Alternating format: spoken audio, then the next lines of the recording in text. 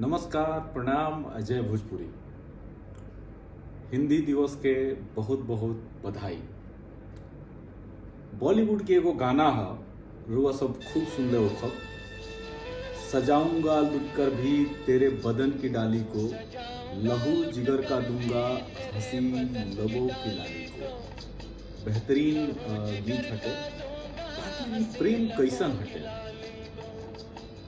सजाऊंगा लुट कर भी तेरे बदन की डाली को, लहू जिगर का दूंगा हंसी लबों की लाली को। असल में भोजपुरिया लोगन के हिंदी के संगे कुछ ऐसने प्रेम बा।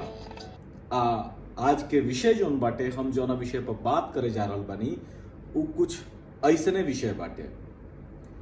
विदेश में भोजपुरी के नाव हिंदी काहे हो गई, अचरज में रुआ सब होखब।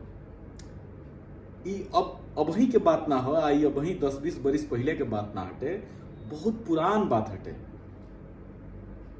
तो वही विषय के आज रुआ सबके हम सोझा लेके आवे के कोशिश करतानी।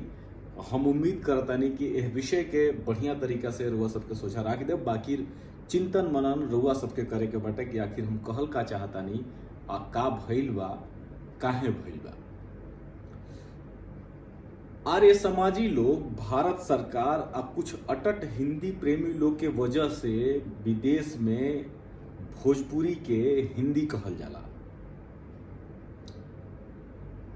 चर्चा आई आगे, हम ओकर प्रमाण भी देव। स्क्रीन पर हुआ सबके सोझा वो स्नैपशॉट लगावल जाई, वो किताबिन के रेफरेंस भी देव। लेकिन एक कुल कहे से पहले हम राष्ट्र कवि रामधारी सिंह दिनकर जी के उनकर किताब स्मरणांजलि में लिखल एगो बात के कोट कइल चाहतानी, जो उनकी स्क्रीन पर हुआ सबके सोझावता। वहाँ के लिखले बानी खास बात जो हम बतावतानी। मॉरिशस में भोजपुरी भाषा का प्रचलन देखकर सानंद आश्चर्य होता है। बिरहा और आल्हा मॉरिशस में खूब चलते हैं। विवाह के अवसर पर औरतें जो गीत गाती हैं वे वही गीत हैं जो भोजपुर के इलाकों में गाए जाते हैं। ध्यान दीजिए, एक समय रामलीला और इंदर सभा का मॉरिशस में खूब प्रचार था। मॉरिशस में हिंदी का आधार भोजपुरी रही है। यदि मॉरिशसीय भारतीयों ने भोजपुरी को न बचाया होता तो आज तक हिंदी की लता मुरझा गई होती।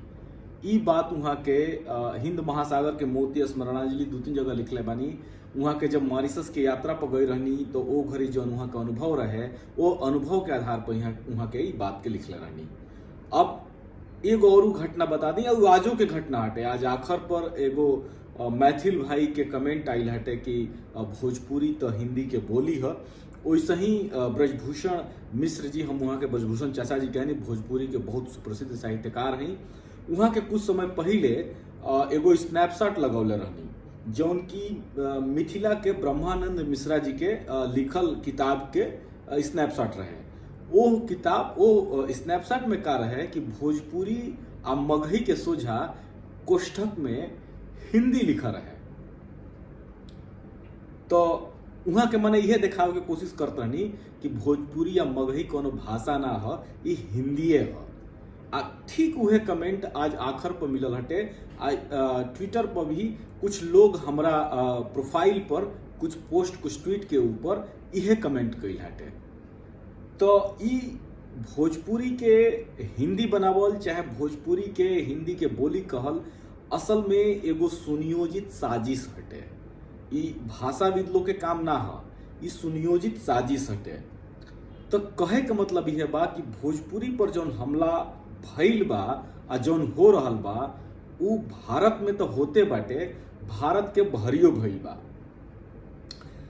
अब तनी पीछे चलल जाओ, एकर बैकग्राउंड का बाटे, कैसे हम का बात करल चाहतनी। Mauritius, Trinidad and Tobago, Fiji, Suriname, Guyana, दक्षिण अफ्रीका के कुछ देश, अफ्रीका के देश, दक्षिण अफ्रीका खास करके, ऐसा बहुत जगह पर भारत से बहुत मजदूर गईले। अंग्रेज सरकार उस समय लेके गई, जौना में हम लोग के गिरमिटिया कहल गई। तो जौन उस संख्या विदेश में गई मजदूर बन के, ओमे ज्यादातर लोग जौन बा भोजपुरी क्षेत्र के रहे। ई 1832-33 से ही शुरू भइल सिलसिला आप 1900 तक ले चलल, 1910 1918 तक ले चलल, बादों में गई लोग। बाकी ये समय में मतलब वो 70-80 साल के जो समय रहे वो में बहुत लोग गई। 1857 के बाद जब क्रांति भइल, जना में कुंवर सिंह के लॉन्ग मार्च भई रहे, ओकरा बाद जौन बा जब वहाँ के निधन भइल, अमर सिंह के जब 6-7 महीना बाद जौन बा 1858 में जब मतलब हार भइल उनकर, तो ओकरा बाद से भोजपुरिया लोगन के लगे अब कौनो दोसर चास बास ना रहे, दोसर कौनो राह ना रहे। ओ समय गिरमिटिया बन के वो लोग बहुत लोग फरार रहे और ओकरा बाद धीरे धीरे निकल गई।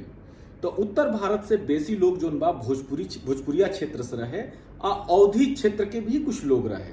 तो जब ये लोग वो देशन में गए तो ओजुगा भोजपुरी या अवधी मिला के एगो भाषा के निर्माण कई, जना में भोजपुरी डोमिनेटिंग रहे।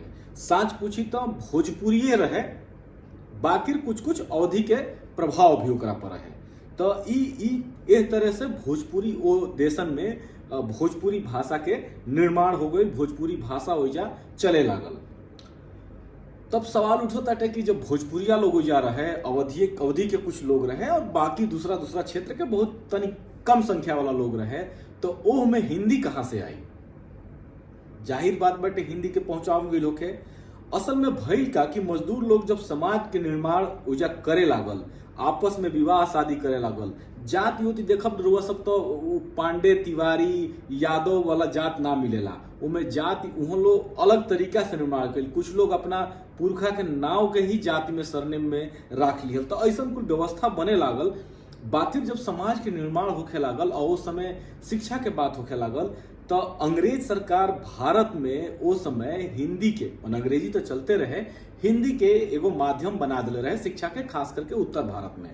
तो उहे चीज जौन बटे तो अंग्रेज सरकार जौन बिया हिंदी के सिलेबस उठा के ओजा ले जाके राख दिलस। काहे से कि उस समय राष्ट्र निर्माण के लेके हिंदी के बात होत रहे, भोजपुरी जौन बिया तो शिक्षा के माध्यम में ना आई रहे। सरकारी कामकाज में हिंदी में होत रहे, कैथी लिपि रहे, सरकारी कामकाज भोजपुरी में होत रहे। क्षमा चाहब हम हिंदी का नहीं हटे, हिंदी तो चलते रहे, उर्दू चलते रहे, फारसी चलते रहे, अंग्रेजी चलते रहे, भोजपुरी में भी सरकारी काम होत रहे, कैथी लिपि चलते रहे, भोजपुरी में काम होत रहे। बाकी शिक्षा के काम जौन बा भोजपुरी में ना होत रहे, गीत गौनई यह कुल वो समय चलत रहे। तो अंग्रेज सरकार का कैलस कि जौन मजदूर लोगन के लेके गई रहे और वो लोग जब ओजा समाज के निर्माण के समाज बनावल अपन, तो ओजुगा शिक्षा के जब बात आई तो अंग्रेजी या हिंदी के जौन बात चासबास ओजुगा बेसी रहल। अब मॉरिशस सोरिशस में जहाँ फ्रेंच के प्रभाव रहे ओजुगा क्रियोल आ गई। तो एह तरह से जौन बाटे तो भोजपुरिया लोगन के सोझा जौन बा पढ़े लिखे खातिर, व्यवहार खातिर, चाहे संपर्क भाषा के रूप में कहीं ना कहीं अंग्रेजी या हिंदी ही विकल्प रहे। भोजपुरी दब गई।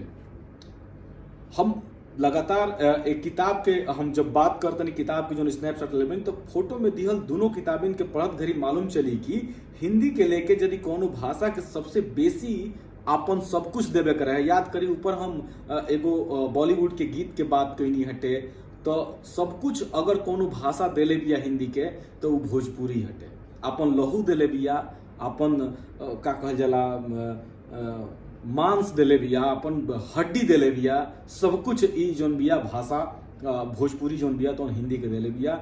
आ एकरा नतीजा में भोजपुरी के का मिलल, तो कहीं एकरा के भोजपुरी के हिंदी कह दिया गई, कहीं एकरा के हिंदी के उपभाषा कहल गई, कहीं एकरा के हिंदी के बोली कहल गई। गंवारू एकरा के कहीं के बहुत नीचे रखे के कोशिश भई। तब एजुगा जो लबो लुआब बाटे, यानी कि हम जो बात कही चाहतनी कि भोजपुरी ओजा रहे, भोजपुरी गई रहे, भोजपुरिया लोग अपना के पढ़े खातिर जब अंग्रेज लोग ओजा हिंदी लेके आई, तो यानी कि हिंदी के भोजपुरिया लोग लेके गई ओजा, भोजपुरिया लोग ओजा अपनावल।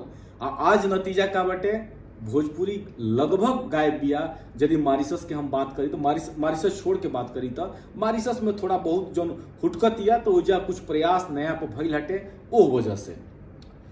तो ई काम करे में अंग्रेज तो खैर शिक्षा खातिर लेके गईले, लेकिन जो सबसे खतरनाक काम कैलू आर्य समाज के लोग कैली। प्रचार, धर्म के प्रचार खातिर ई लोग गई, बाकी धर्म के प्रचार के संगे संगे ई लोग मुख्य प्रचार हिंदी के राखल, हिंदी के माध्यम बनावल। आ नतीजा ई भइल कि ओजुगा धर्म आधारित जौन भी काम रहे उ मैं हिंदी में होखे लागल। तो शिक्षा आ धर्म दोनों जगह पर हिंदी भाषा के वर्चस्व आ गई। आ एकरा वजह से भोजपुरी जौन बिया तो गीत गाना गौनई में सिमट के रह गई। आजो हम बहुत सारा ग्रुप में बानी, गिरमिटिया लोगन के ग्रुप में, जहां पर भोजपुरी के खाली गीत गाना के ही बात होला, बाकी जौन संपर्क के भाषा बा, जौन संवाद के भाषा बाटे, ओकरा में भोजपुरी गायब बिया, अंग्रेजी या हिंदी के वर्चस्व बाटे। तो ई एगो बुनावट ऐसन ओ लोगन के भई कि भोजपुरी, जौना भोजपुरी के धन्यवाद कह रहल बानी राष्ट्र कवि रामधारी सिंह दिनकर जी, ओ भोजपुरी के स्थिति बाटे कि हिंदी के सोझा, हिंदी के आइला के वजह से, हिंदी के लेके भारत सरकार आ कुछ संस्था लोगन के वजह से भोजपुरी अपना के बचावे खातिर पानी मांग रहल बिया। ऐसा स्थिति बाटे। माने कहे का मतलब ई बाटे कि आज़ादी से पहले जौन अंग्रेज सरकार कैलस, जौन आर्य समाजी लोग कई, आज़ादी मिलला के बाद भोजपुरी के संवैधानिक मान्यता ना मिलल भारत में, भोजपुरी में शिक्षा के व्यवस्था कोनो खास ना भइल आज़ादी के बाद। बाकी ओ जुगे भारत सरकार आज़ादी के बाद ओ देशन में, यानी कि जहाँ पे भोजपुरिया लोग गई रहे, भोजपुरी भाषा जहाँ पे चलत रहे, ओ जुगा जौन बा आधिकारिक रूप से सरकार जौन बिया तो हिंदी के प्रमोट करे लागल, हिंदी के बढ़ावा देवे लागल। यानी कि भारत आज़ाद हो गई, वो देश भी आज़ाद हो गया सब कुछ समय के बाद, अलग अलग समय के बाद। बाकी भाषा के रूप में हिंदी ओइजा के भोजपुरिया लोगन के विक्टोरिया बन के, महारानी विक्टोरिया बन के रह गई। अब आज वो हिंदी वो लोगन खातिर महारानी विक्टोरिया से कम नहीं है। आर्य समाज और भारत सरकार सम्मिलित रूप से मिलजुल के विदेशन में जहाँ जहाँ भोजपुरी रहे ओकरा के जीवह करे लागल। आज वो जीवह हो रहल बाटे। आज के भोजपुरिया पीढ़ी ये चीज के अनुभव कर रहल बिया। भोजपुरिया पीढ़ी के ये बात के अनुभव हो ताटे। उ जब दूसरा के देखत या मातृभाषा के लेके बात करत तो तनी तनी कहीं ना कहीं एगो हुक तो उठते बाटे। बाकी ओइसन ही हुक नहीं खे जौना के असर प्रभावी होखे। अब भोजपुरिया लोग कुछ बोल सके, कुछ कह सके, कुछ ऊपर बात रख सके। तो ई एगो ऐसन समस्या बाटे। रुआ सब फोटो में देखब अमेरिका के यूनिवर्सिटी ऑफ इलिनियस के अर्बन कैंपस के किताब स्टडीज इन लिंग्विस्टिक साइंस, जौना में त्रिनिदाद के भोजपुरी भाषा इलाका के हिंदी भाषा इलाका कहल गई बा। फोटो में एगो और किताब बिया डायलेक्ट्स ऑफ कॉन्टैक्ट्स, 1986 के किताब हिय। लाल घेरा में कभर आ शब्दन के जुड़ाव के देखल जा सकेला, जो नैजा लिखल बाटे कि कहाँ कतना भोजपुरी बोले वाला लोग रहे। Bhojpuri speaker Trinidad, Suriname, Fiji, Guyana, Mauritius में संख्या दिहल गई बाटे। भोजपुरी अवधि हिंदी के अंतर बतावल गई बाटे। स्क्रीन पर हुआ सब देख रहल बानी। बाकी आज के तारीख में यदि रहुआ एह देशन में केहू से पूछब कि भोजपुरी के का स्थिति बाटे तो उ लोग कही कि भोजपुरी नहीं है, हिंदी बिया। भोजपुरी में कुछ एक गीत रुआ सबके मिल सकेला।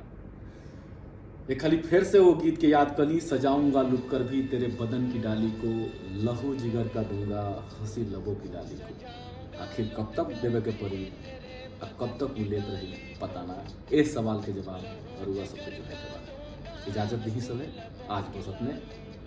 धन्यवाद, प्रणाम। अजय भोजपुरी।